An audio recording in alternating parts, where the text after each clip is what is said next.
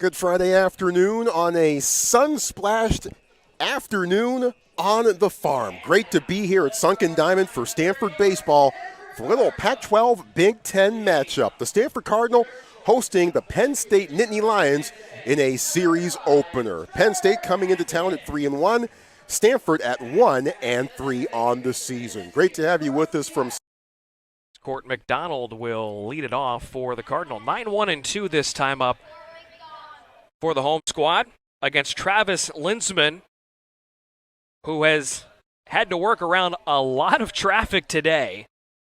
He's had 10 at-bats with men on base, but just the 2 runs, those coming in the first, as Court McDonald takes the first pitch breaking ball just low. 1 ball, no strikes.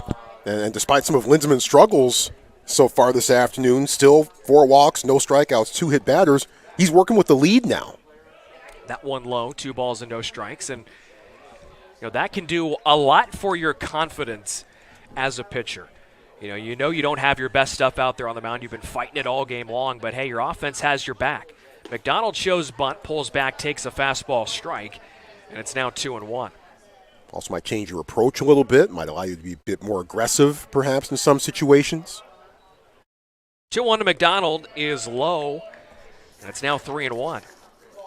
Well, whatever it takes for Linsman to locate the fastball, I think he'll do. He has struggled with that pitch, and that's always the primary pitch for guys, so to struggle with that is a rarity. That one on the outside corner, however, and it's now 3-2, as it looked like McDonald was only going to swing if he got one that was dead red. And Linsman works fast. His payoff to McDonald is right there for a called strike. Reared back for a little extra. We haven't seen 92 from Linsman since the first, but there is strikeout number 1. So Linsman trying to restore order going forward in this outing for him. 2 times through the order, though, just the 1 strikeout. And still with a lot to prove, I think, going forward. That's been something that Stanford has actually done a pretty good job of this year so far. Small sample size, as Trevor Haskins takes for a strike, I believe they got him on a swing. It's 0-1. But they've put the ball in play. Wound up being a ball, and that one bounced foul. Now it's 1-1. Stanford, including the 3+ that we've seen in this game, just 24 strikeouts on the season in what almost is, 4.5 games now. In this day and age, that's a great number, as that one is taken outside on a breaking ball with 10 inches of run. It's 2-1. And while maybe the home run totals dip a bit this year, Stanford, you figure they're going to put the ball in play quite a bit. That one is fouled, and I think it got the bat of Trevor Haskins, even though he didn't blink. Yeah, if I heard it hit the bat while it bounced off and out of play. Right above the hands. I'm getting the hands out of there. I want no part of that one. Here's the 2-2, that's high. Now it's 3 balls and 2 strikes. When Linsman let that one just slip away from him, as soon as he released it, he just kind of knew that ball was headed in a spot that he didn't want it to end up in. So he just kind of did that hop that pitchers do out of frustration sometimes. Payoff to Haskins is in the air to right center field. Cesari's back. He's into the shadows. He's to the wall. He leaps, and he makes the catch on the warning track before bouncing into the wall. A nice play in right field from Adam Cesari, who had just enough real estate out there in the alley in right center. And he had that one tracked pretty much the entire way. Don't think that was going to leave the yard. It definitely, I think, would have hit the top of the fence and stayed in the park and given Haskins a chance at least 1 extra base, but Cesari able to make the grab and make it all a moot point. In the first 4 games of the season, with the way the wind was swirling here at Klein Field at Sunken Diamond, it was going out to right, so that ball probably would have had enough, but no help today as Owen Cobb takes a first pitch strike on the outer half. It's a much calmer day here in Stanford. Mid-60s, sunny, and not really any breeze to speak of as Cobb comes up empty on a swing and a miss, elevated on the off-speed pitch, and it's quickly 0-2.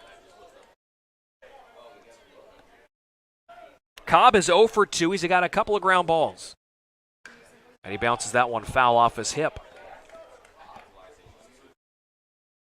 So Linsman with a chance to get the first 1-2-3 inning of the game.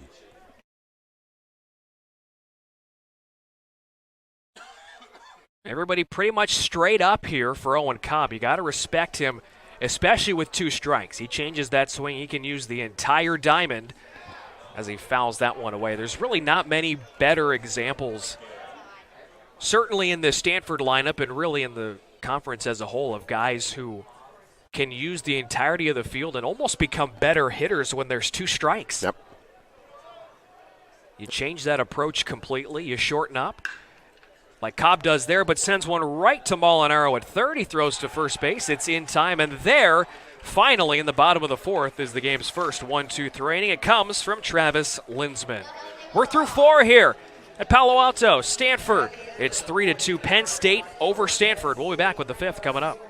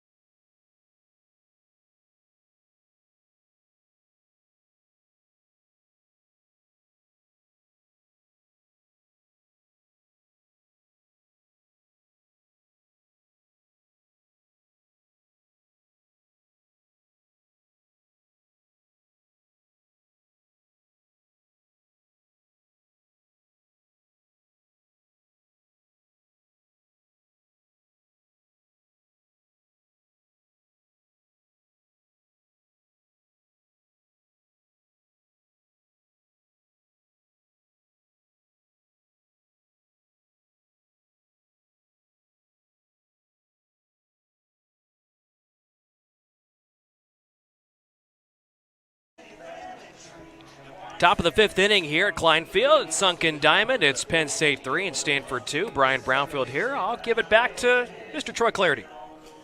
Thank you, Brian. 3 runs, 4 hits, 1 error for Penn State. 2 runs, 3 hits, no errors for the Cardinals. Matt Scott retakes the mound to begin the 5th inning, facing off against Kyle Hannon, who was struck out twice. First pitch from Scott, off speed, and dribbled over towards the Stanford dugout. Scott, so far, 4+ now, 4 hits, 3 runs, all earned, 4 walks, and 7 strikeouts. 2 big swings of the bat for Penn State, responsible for all the Nittany Lions runs to this point. The 0-1. Fastball upstairs for ball 1. There is action in the Stanford bullpen. Trevor Moore, a right-hander, is warming up. He was warming the last time Penn State was at the plate, as that one goes down low, 2-1.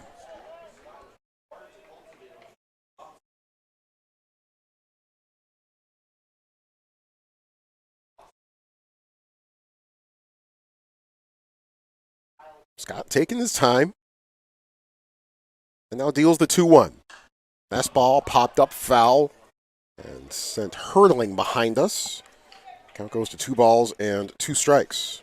Could be one of those situations here for the Cardinal where if Matt Scott gets into any type of trouble whatsoever, puts a guy on, call to the bullpen is made. That pitch count has already eclipsed 90, and he only got to 100 once last season. 2-2, low and inside. The count goes to 3-2 on Hannon.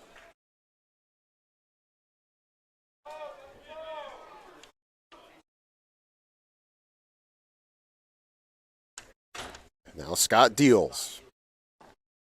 Misses.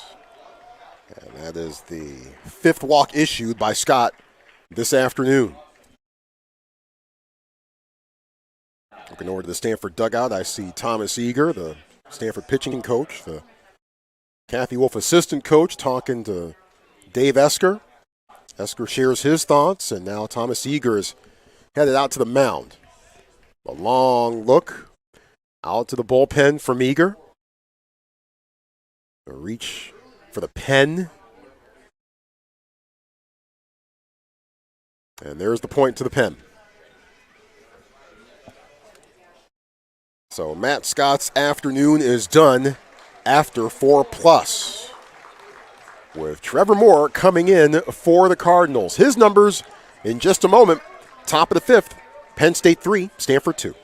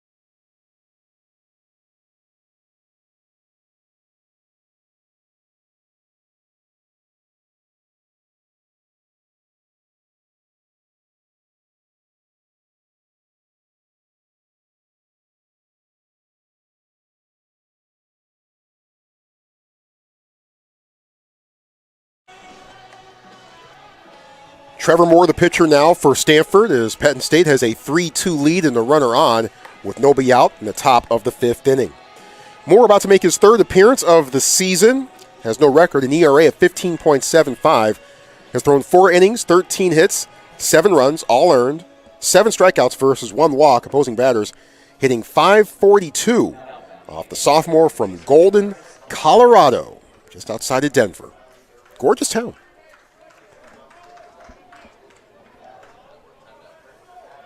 Matt Scott, the Stanford starter, goes 4+. Of course, you can't close the book on him just yet with Kyle Hannon at first, the recipient of a leadoff walk. And Bryce Molinaro, 2 for 2 this afternoon. Smack to center, coming in McDonald, and it drops right in front of him for a base hit. So Molinaro a single in the first, solo home run in the third, and he greets Trevor Moore with a single here in the fifth. A little bit of a jam shot, only 79 off the bat.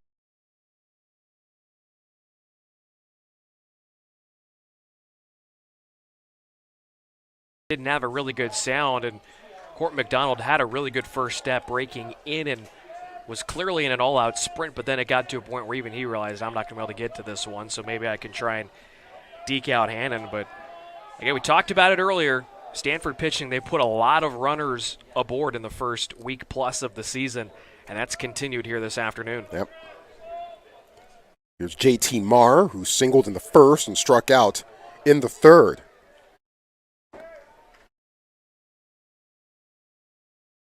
With 2 on and nobody out.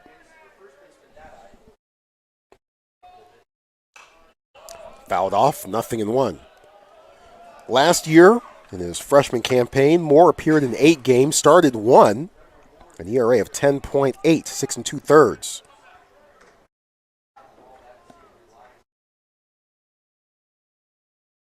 So some spot duty here and there for Moore last year.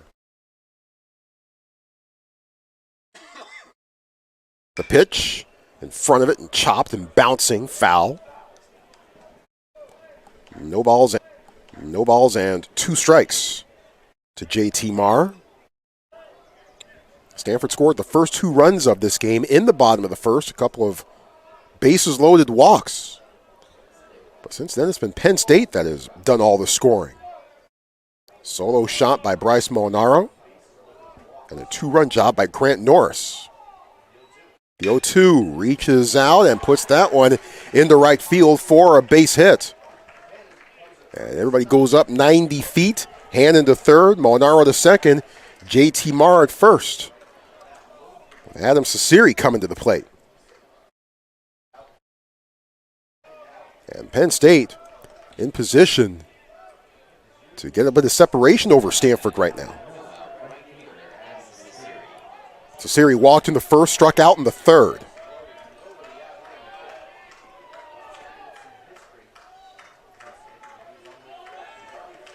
Trevor Moore checking the wristband. Malcolm Moore behind the dish. First pitch, curve, misses upstairs, ball one.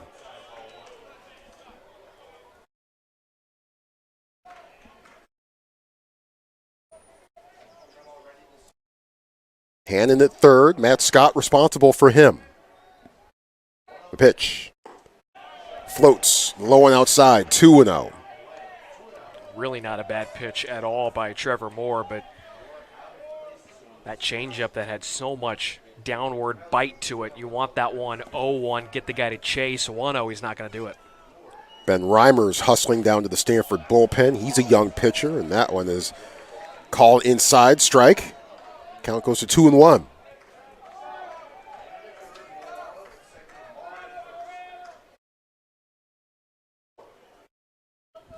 Two and one.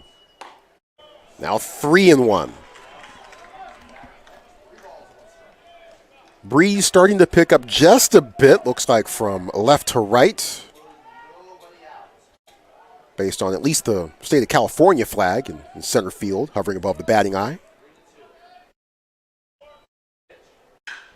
This one's hit to right field. Going back is Campbell. He turns. It bounces at the base of the wall. 1 run scores. Coming around is Molinaro. Here comes the throw. Molinaro is safe. A 2-run double by Ciceri. And Penn State is ahead 5-2. Well, the location of that one was pretty center cut at 84, so it didn't have great velocity and it didn't have great location. And right now these Penn State hitters are starting to get really comfortable up there with their approaches at the plate. They've seen a lot of pitches out of the zone, and the ones that have been in the zone have been extremely hittable. And Ciceri got one to hit, turned on it, squared it up, and he was just one hop away from getting out of the yard. Taven Kelly struck out in the first, flew out to center in the fourth.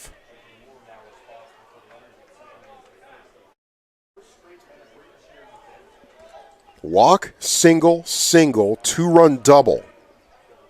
That's how the fifth inning has gone so far. And Penn State looking for more. With 2 runners in scoring position. The first pitch, Kelly fouls it high into the air and will land well out of play.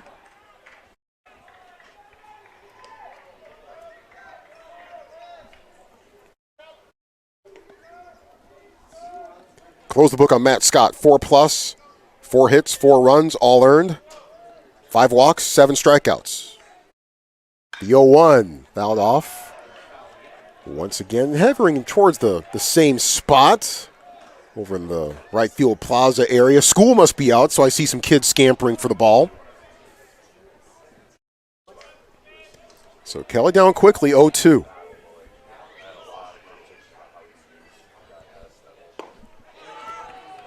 That one just misses. 1-2. Didn't miss by much.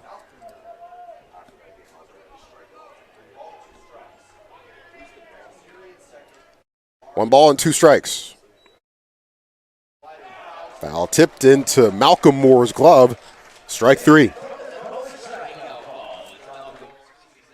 Well, the Cardinal needed a first out, and that's probably the best case scenario. With the infield playing back, they would give up a run for an out. So the best thing to do, don't even let them put the ball in play. Keep it right there at home plate. Good pitch that was just a touch off the plate, had a lot of break to it, and Trevor Moore, it's got to feel good to get the first one. Now can he limit the damage and keep it a 3-run game? Yeah, that's step 1, but now he's going to have to deal against a very hot bat, Matt Maloney, who's 0 for 2 today, but last week he torched the pitchers that he faced. Looks at strike 1 here. Maloney last week, 625, drove in 11. On-base percentage of 667. Slugging percentage, 1,000. That's pretty good. Off speed, just misses. Maybe a touch outside. 1-1 to Maloney. The combination of Monmouth and Army, they never want to see Matt Maloney ever again. Yeah, good thing that was a neutral site. Right. competition. Otherwise, he might not be allowed in either Monmouth or Army or West Point. In front of that one, fouls it off. 1 ball, 2 strikes. 2 on and 1 out. 2 already in for the Nittany Lions in this frame.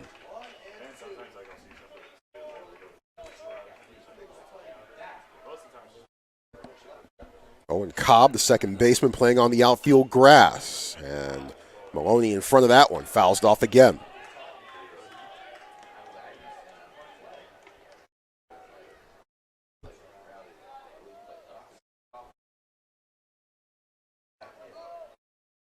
Molinaro at third. Check that. Mars is at third. Cesari at second. Got him. Swing and a miss, strike 3. And Moore throws over to first for the putout. So 2 away, with Trevor Moore trying to limit the damage.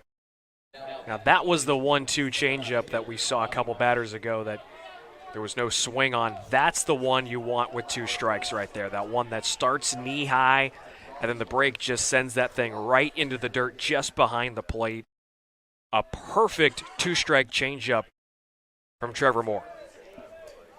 Brings up Bobby Marsh, who has walked twice and scored once. Swings and miss. Takes a crack at that one. Down low for strike 1. Marsh from Bellefonte, Pennsylvania. I got to get reacclimated on my Pennsylvania geography. I lived in Pittsburgh for 4 years. I can't quite remember where Bellefonte is off the top of my head right now. As that one is hit into right field. I know where that ball is headed, and I know where Mar and Cesari are headed. They're scoring. That's a 2-run single for Bobby Marsh. 7-2 Penn State. Well, that one again, center cut, and the location, the elevation of that one sitting right below the belt. So just about thigh high. That's a really hittable pitch. Marsh not waiting around, sending it through the right side. And, you know, that big inning that Stanford, they had chances for earlier in the ballgame, they weren't able to do. Yep. Penn State has done here in the 5th.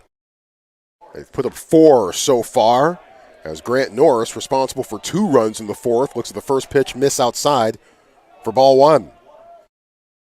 Norris's 2-run shot in the 4th gave Penn State the lead. A lead that Penn State has since added on to. And Trevor Moore already down in the count 2-0.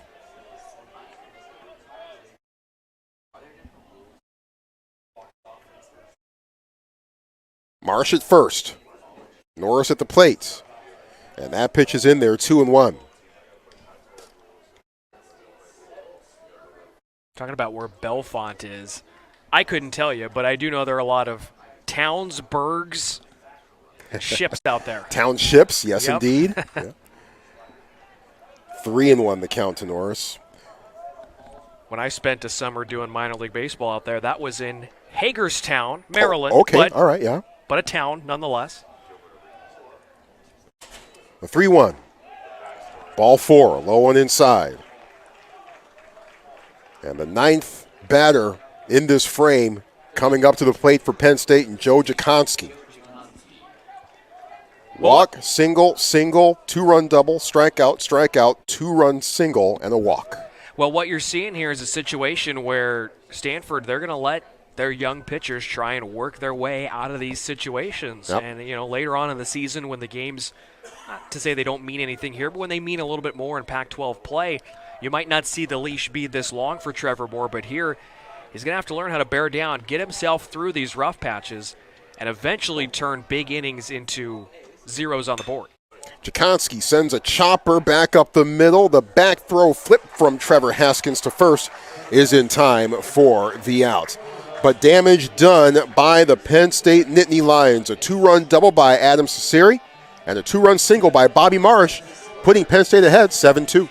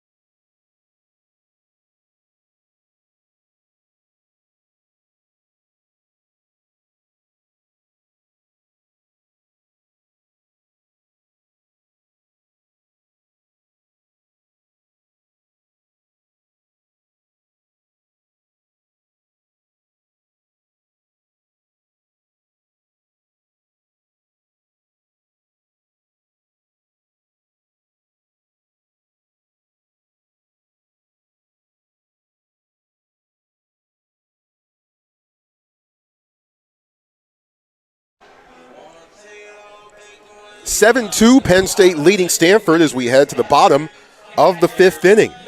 Cardinal with work to do, and they'll begin in the middle of the order with Malcolm Moore, Jimmy Natai, and Timo Becerra, the 3, 4, 5 batters in the Cardinal order.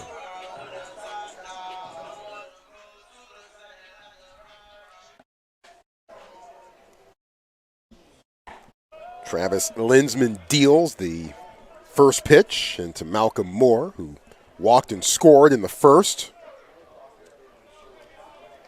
Flew out to right in the second.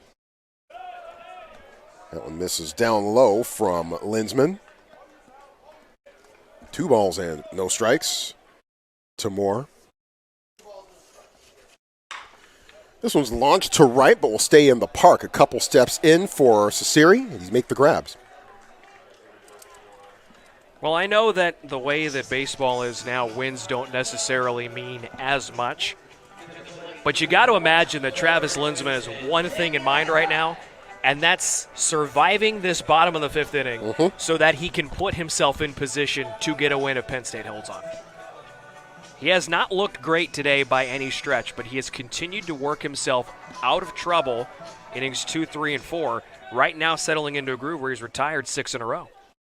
4 walks, 1 strikeout for Linsman as he deals a first pitch down low for ball 1 to Natai.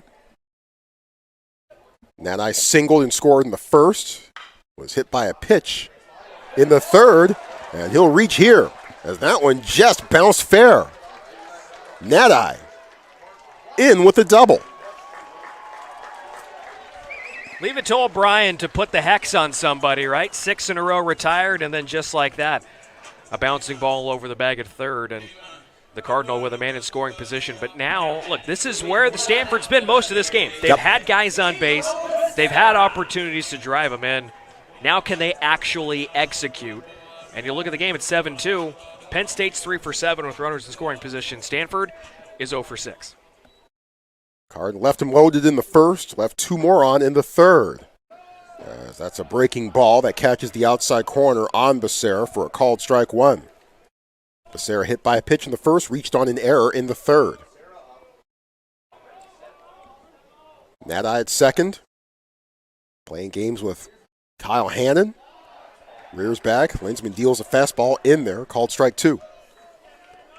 By the way, Bellefonte is about 12 miles northeast of State College, so I'd forgotten this. They're in the same county as the Penn State campus. Bounces away from Maloney. And an easy 90 feet for Jimmy Natai. Quite a few from Pennsylvania on this roster for Penn State. 22 of their 40 come from the home state up there in Pennsylvania. A couple Californians on the Penn State roster, by the way. The 0-2 floats, tails outside. Check that was the 1-2 pitch. Now it's a 2-2 count to Timo Becerra. Yeah, Sacramento and Carson Coles. Yep. So not too terribly far away from where we're at. I bet the Coles family's in attendance. Wouldn't doubt it. The 2-2 fouled off. Kevin Michaels, a young man from Encinitas, down San Diego way, the other Californian on the Penn State roster. Did happen to see the Hannon family in attendance here today, though. They had the Kyle Hannon hoodies on all the way from Harrisburg. Reaches out, fouls this one off into the Stanford bullpen. Count stays at 2-2. Look, you got to represent, right? Mm-hmm. Well, especially if you can make a trip out to California during a baseball season when you're especially not having the best of weather back home. Not too bad. The 2-2. Becerra reaches out and punches that one just foul. We'll do it over yet again. Harrisburg, name that team. Minor league. Oh, he slouches in the chair. He does not know. I got him. I'm still in basketball mode. 2 balls, 2 strikes. That's upstairs, and now the count full. Well, so they were in my organization when I was with the Hagerstown Suns, rest in peace, but the Harrisburg Senators. Oh. The 3-2. Got him. Becerra chases the change. 2 away with Net still at third. And that's just a great job of pitching by Travis Linsman, using every part of the zone, right? We've seen him kind of, I almost want to call it now at this point, being effectively wild with the way that he's missed up in the zone, with the way he's missed down in the zone, but it's changed these eyesights for the Stanford hitters. So you go one pitch up, and then the next one, a chase pitch, kind of a waste one, down and away, and Timo Becerra just not able to connect. Yeah, as that pitch from Linsman just fell off the table. Conference on the mound for Penn State. There has been action in the Nittany Lions bullpen. From my vantage point, it's difficult to see whom it is, as my direct view of the visitors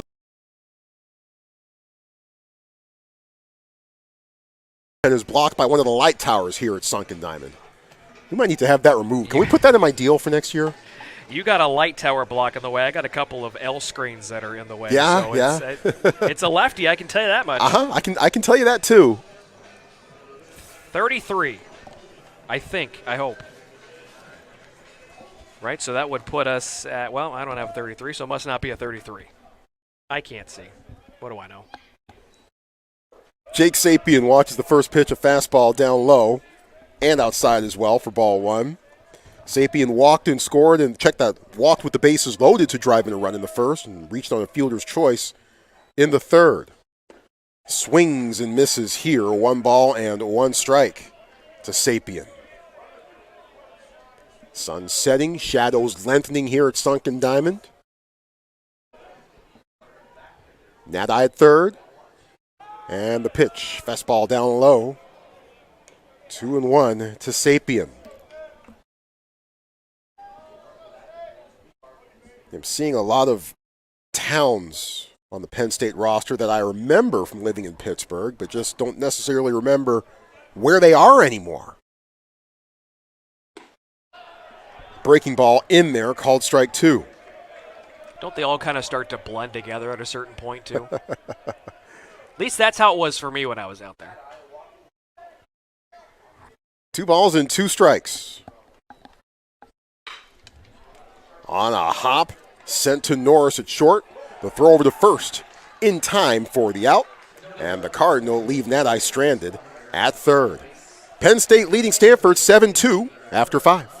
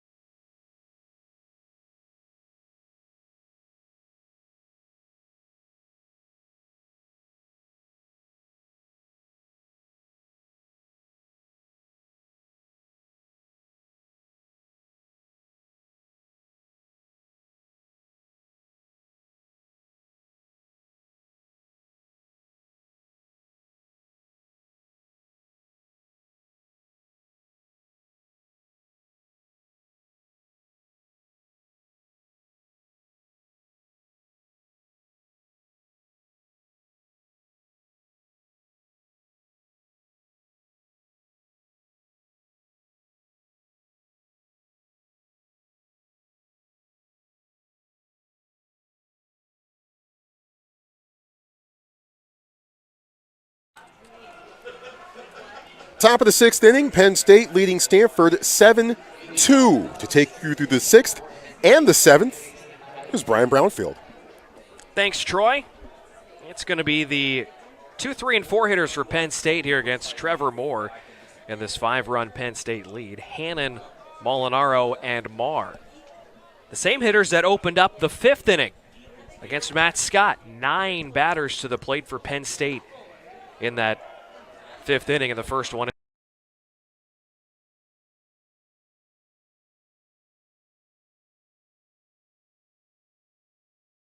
for a strike from Trevor Moore. It's 0-1.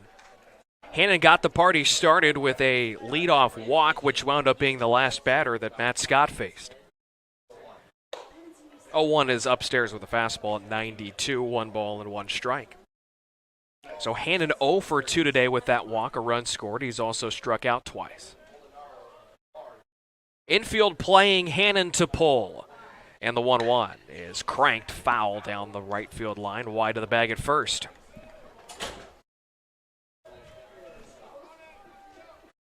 Some high clouds littering the sky here in Stanford, California. The sun fading off to our right. And the 1-2 is fouled off to the left side. What has been a very pleasant day for baseball, and if only they could all end up like this. And even better, we're going to see more of the same here for the rest of the weekend. 70 degrees the forecasted high for tomorrow. Did the rain go away for Sunday? Yes, it did. All 65. right. Let's go.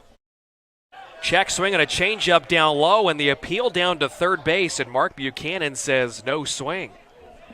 So Stanford thought it had a strikeout to open up the inning, but instead new life for Hannon. And the count runs to 2 balls and 2 strikes. Yeah, close call, but Hannon able to hold up. More from the windup, and his 2-2 is poked foul near us off to our left. And a good battle to open up the inning here between Hannon and Trevor Moore. As I look at the 10-day forecast for here in the Bay Area, oh, no, we might get some rain next weekend. So not out of the woods just yet. That one's upstairs. And is that ball 4? Kyle Hannon's acting like it is. We had, on the count, we had 2-2, which that would have been ball 3. But as somebody chirped here, we don't have a scoreboard to tell you, so I guess you're right. That's ball 4. So for the second inning in a row, Kyle Hannon has worked a leadoff walk. And now time is called, and you know what? They might be gathering the umpires together to have a discussion about what the count was. I could have sworn that was a 2-2 pitch. I'd like to think that Tyler Guyvette had the count correct, but no, I mean I will admit I'm on Alka-Seltzer plus daytime cold medicine and drinking tea and all that stuff. So maybe my mind's playing tricks on me, but what do I know? Well, they uphold it as ball 4, which I'm with you. I don't agree with that, and now Van Raphorst and our first base umpire, Darren Heyman, come together. And now Coach Esker's going to go out, and he'll have a conversation, or at least halfway out he goes, to try and discuss things. And now Van Raphorst and Heyman head over towards the Penn State dugout, and they're going to go back, and they're going to review this. All right. So our questions are about to be answered, but it's just a matter of they count the number of pitches correctly. I don't know if we had the questions necessarily. At least not at first anyway, but after the walk was issued, then we started to have some questions. Listen, at this point, I'm just confused. But I usually am, so that's not out of the normal. If it is upheld, it's a leadoff walk for Hannon. If not, the count is 3-2.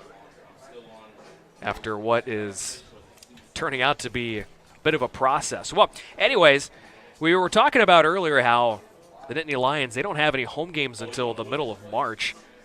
And that's the norm when you're up there in Pennsylvania, and you gotta avoid potential bad weather, so you go to places where you know you're going to get games in early in the season. Well, next season, Penn State, they're going to have a pretty nice way to open up the 2025 campaign in the inaugural Puerto Rico Challenge, February 13th through the 16th, in the cities of Ponce and Mayagüez.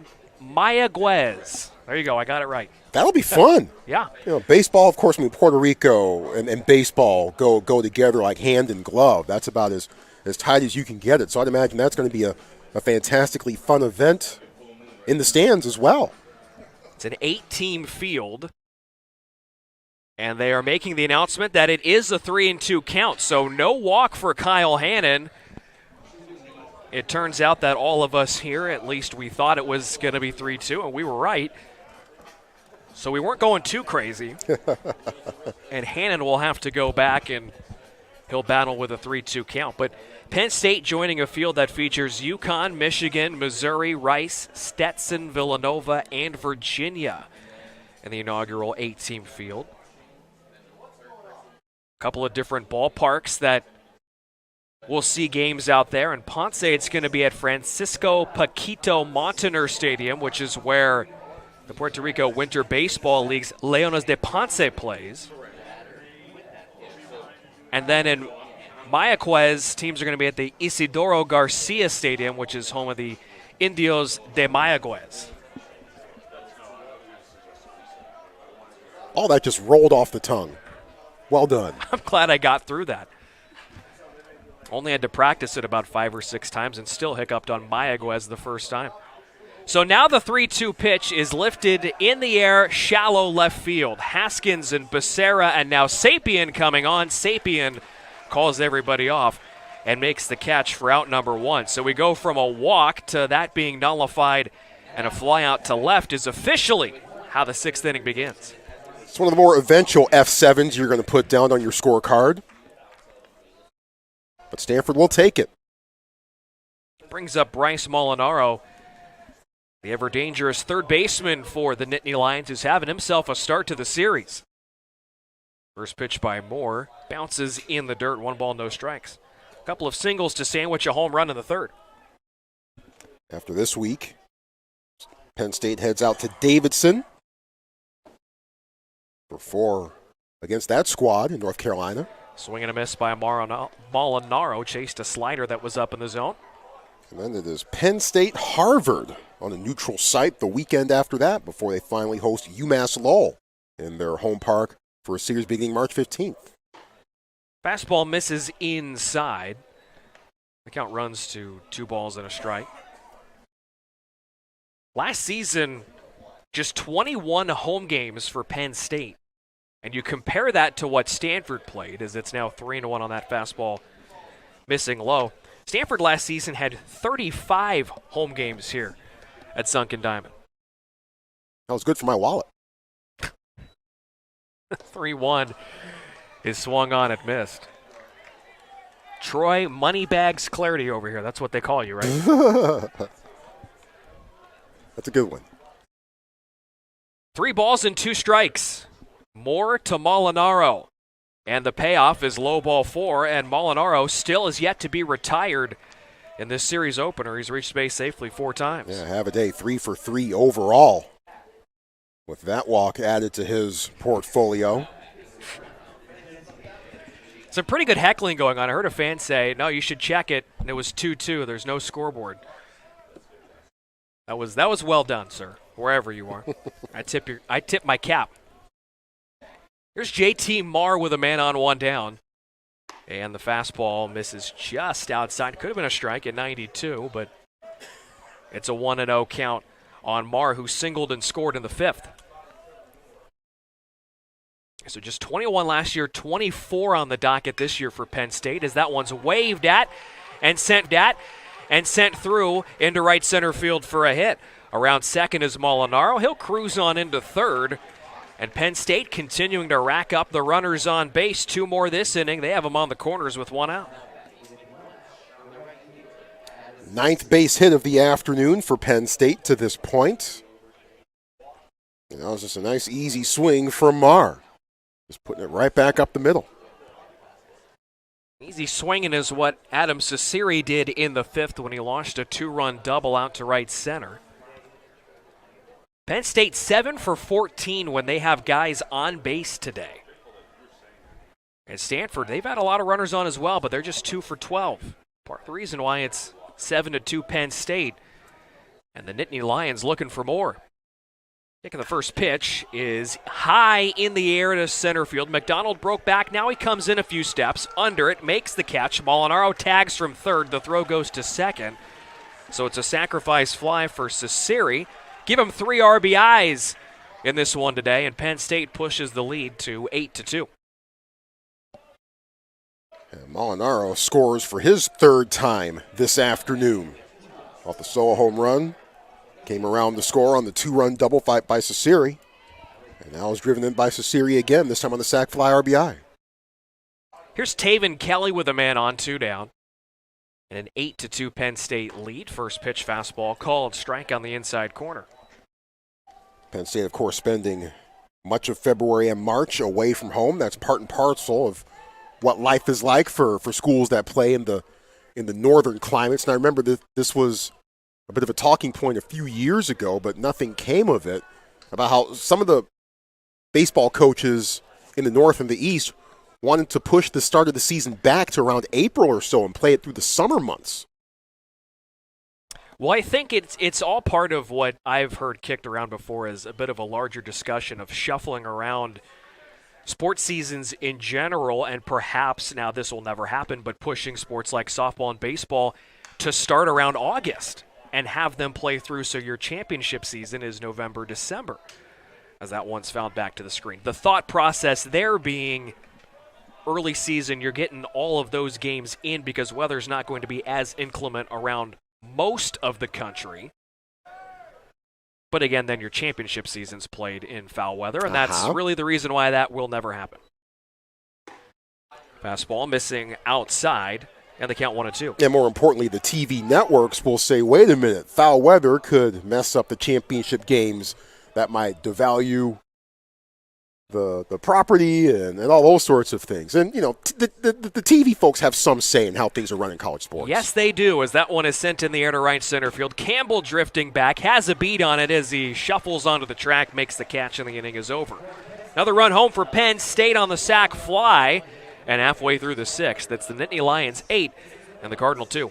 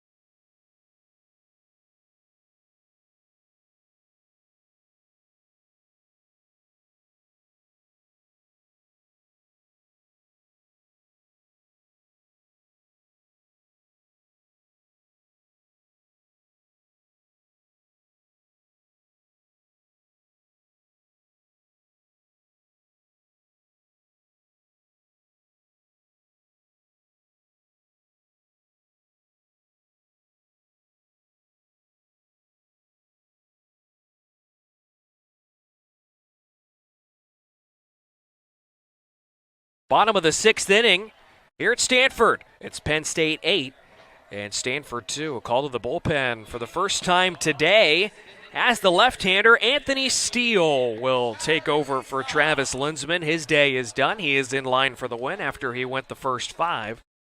And he'll face Charlie Somm, Saborn Campbell, and Court McDonald in this half inning. Lefty Anthony Steele, 6'4", 230 pounds, in the first pitch is a towering fly ball out to right center field. Hannon's going out, but Kelly and Cesiri there. Cesiri will come in front of Kelly and make the catch for out number 1. So Steele wastes little time. The Shelton, Connecticut native gets the first pitch for the first out, and now we'll see a Stanford pinch hitter, and that's going to be Champ Hampton. As I turn and look at my broadcast partner who might know a thing or two about Champ Hampton. I do too, but I defer to you since you call his games. Champ Hampton, of course, on the Stanford football team, where Troy Clarity is the voice of the Cardinal, and I'm the SID for the Cardinal. That's right. On the football side. That's right. August 30th will be here before we know it. Can't wait. TCU coming to town. as Hampton takes the first pitch for a called strike. Talking to David Esker last week, and he brought up Champ Hampton as a guy that he was looking forward to seeing more of. Hampton takes.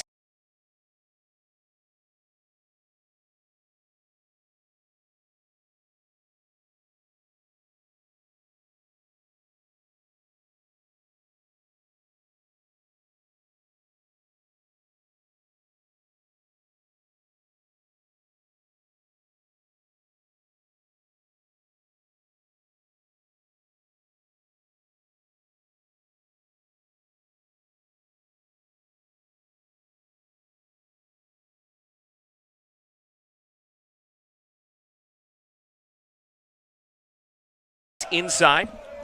And there's a guy who continues the proud tradition of two-way players here at Stanford, football and baseball. Very, very distinguished list. Guys like John Elway, Joe Borchard. Hampton sends one in the air, right side by the Stanford dugout. As Jakonski comes over, he makes the catch after he loses the cap. And that's going to be out number 2. And to kind of put a bow on that thought, and some of the recent guys, you have to go back and think of someone like Toby Gerhart, who also did so and will be inducted into the College Football Hall of Fame. So it's not just so-and-so football players who've crossed over to play baseball. No, it's been some of the best in Stanford history who've also played baseball. Chad Hutchinson. Yep. Did terrific things on the mound here at Sunken Diamond. Also was the starting quarterback for Stanford in 96 and 97. Court McDonald is up, takes the first pitch outside. Lefty on lefty matchup here for McDonald. So I'm sure we'll see more of Champ as the season goes along. Young man out of Tennessee. It was the second pinch hit appearance of the year for Hampton. He's now 1 for 2. McDonald brushed back on a breaking ball from Steele. They count 1 ball and 1 strike. Steele last season, 14 innings on the mound, struck out 21. Held opponents to a 192 batting average.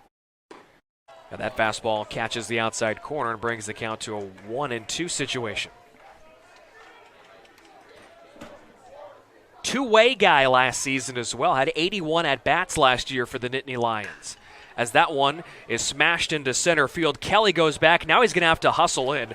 Makes the catch, and the inning is over. So 1-2-3 inning in relief for Anthony Steele. We are on to the 7th. It's 8-2 Penn State.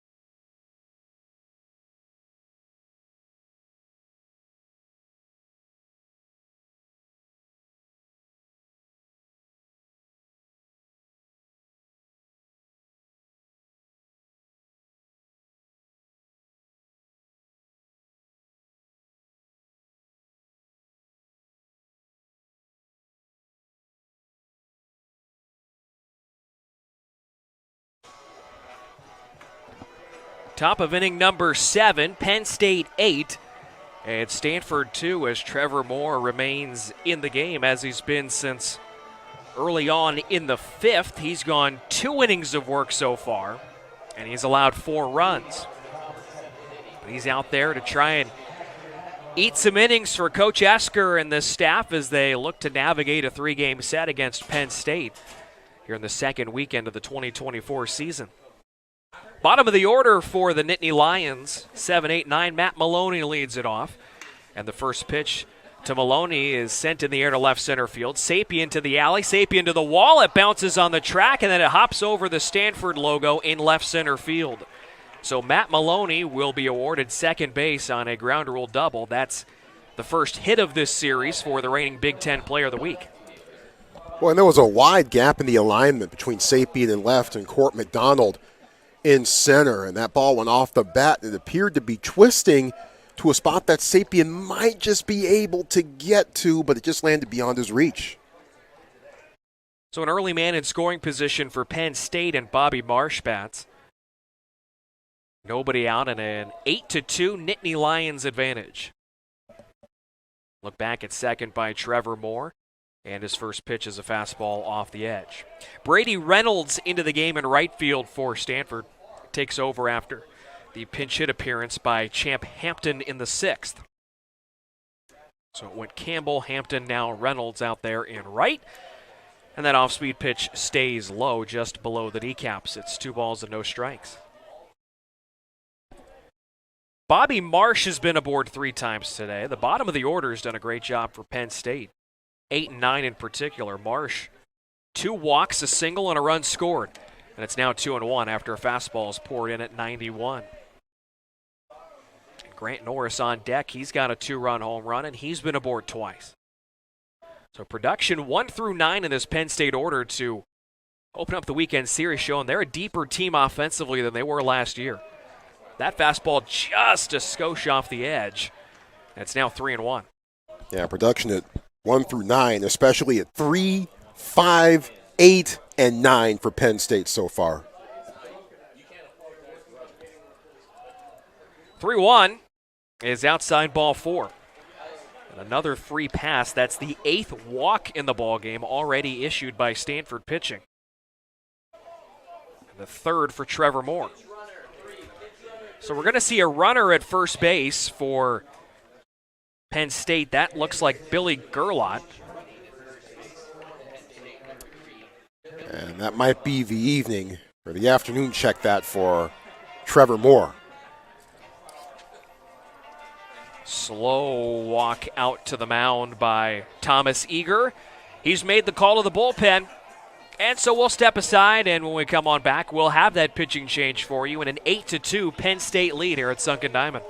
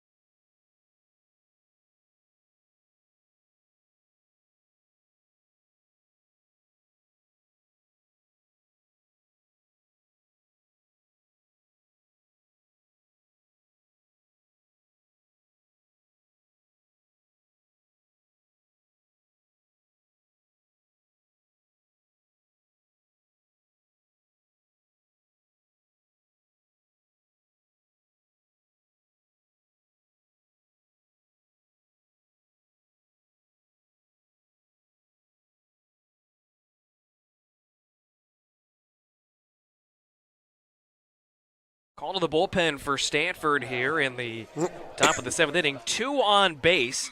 It's Maloney on second, and Billy Gerlot, the pinch runner, at first base after Marsh walked. And Grant Norris, the 9th place hitter and the shortstop, will bat against Ben Reimers, freshman right-hander who's on for his 3rd appearance already the 2024 season. Righty on righty matchup. Bunt shown, bunt pulled back, and the pitch taken in the dirt. From Reimers, it's 1-0. So Reimers making his 3rd appearance of the season. He's from Aliso Viejo, stands at 6'3", weighs 193 pounds, from Junipero Serra Catholic High School down there in San Juan Capistrano. Bunt shown and taken outside, and the count 2 balls and no strikes. And I remember watching Ben's dad, Tom, pitch on this very mound back in the mid-'90s. Gave Stanford some big innings, especially during the Cardinals' run to Omaha in '95 out of the pen. Yeah, conference title in '94, and then that trip that you mentioned to the World Series in '95 as that bunt is fouled off at the plate. Led to Tom Reimers eventually getting drafted by the White Sox in the 15th round of the '96 draft. Well, I remember being here for many of those innings that Tom Reimers threw, and now I'm watching Ben, his son, on this very same mound, and suddenly I'm feeling very, very old. I was going to ask how that made you feel. I'm glad you answered it on your own. As that bunt is pushed right to the mound, Reimers receives and then underhands to the bag at first. So the sacrifice is successful, and it goes 1-3. And now Penn State will have a couple of cracks with 2 runners in scoring position. So get you a 9th place hitter that can do it all. Grant Norris with a home run and a sacrifice bunt. Sounds a lot like Court McDonald from Sunday. Yep. Back to the top of the order, and Joe Jakonski. Jakonski, one of few Penn State players without a hit today, but he has reached base. He's 0 for 3 with a walk. First pitch as the infield stays back, and that one is high from Reimers to Jakonski.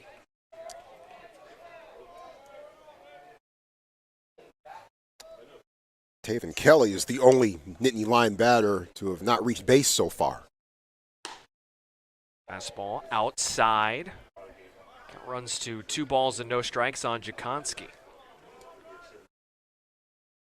Reimers in 2 previous outings early on, he's taken a loss, and he's allowed 5 runs in 4 1/3.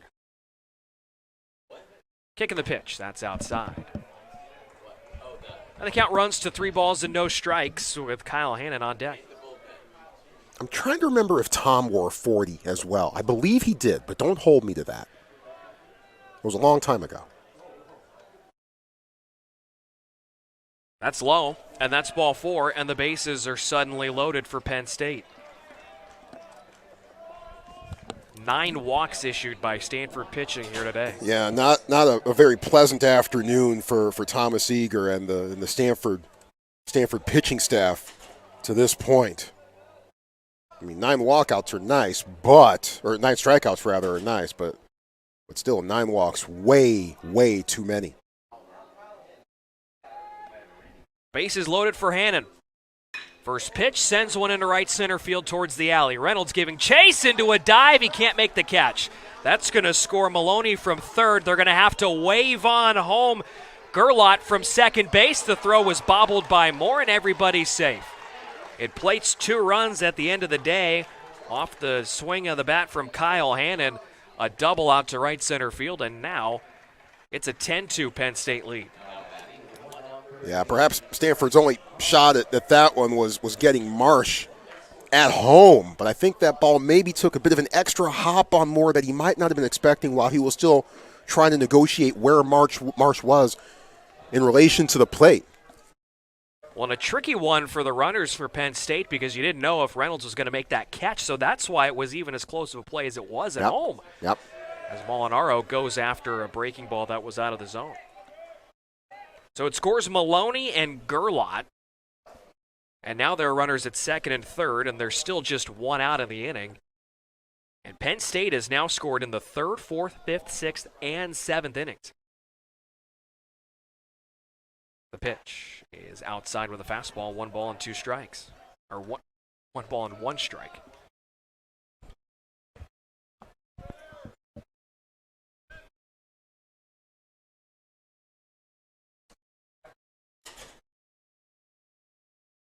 The pitch just misses inside at 91, and the count 2-1. I can tell you that Tom Reimers did not wear 40. Okay. He wore 16. Okay. Thanks Google Drive for that one. Ah. Some old black and white images of Tom. Ben delivers, and he gets another chase from Molinaro, who couldn't hold up the swing on a slider, and the count evens up. Black and white. I get older and older the more and deeper this conversation goes. I'll see myself out. Let you know, I was months old when Stanford made that 95 trip to the World Series. How's that feel? That's up and in as Molinaro has to squat out of the way. I can't work like this. We balance each other out, right? 3 balls and 2 strikes. And Reimers delivers another breaking ball, but that one hung up in the zone, and Molinaro fouled it back to the screen. Yeah, Molinaro, or at least Reimers, maybe got a little bit lucky on that pitch.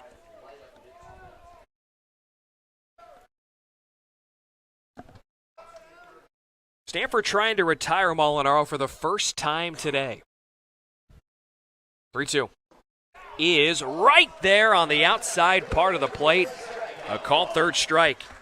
So Reimers gets the strikeout. It froze Molinaro, who just never seemed quite comfortable on those Reimers sliders. Yeah, beauty of a breaking ball to finish off that at bat to Molinaro. Reimers help improve. It's not necessarily how you start, it's how you finish. Now he needs to find a way to finish off this inning. Yeah, not out of the woods yet, though. JT Marr's up, and Marr has singled 3 times, and he scored a run. He's got 2 on and 2 out, and a 10-2 lead, and he sends a towering pop-up on the left side of the infield. Becerra and Haskins come together on the outfield grass. A couple steps out there. Becerra drifts with it, makes the catch, and the inning is over. A 2-run double for Kyle Hannon. It's time to stretch here at Sunken Diamond. It's a 10-2 Penn State lead.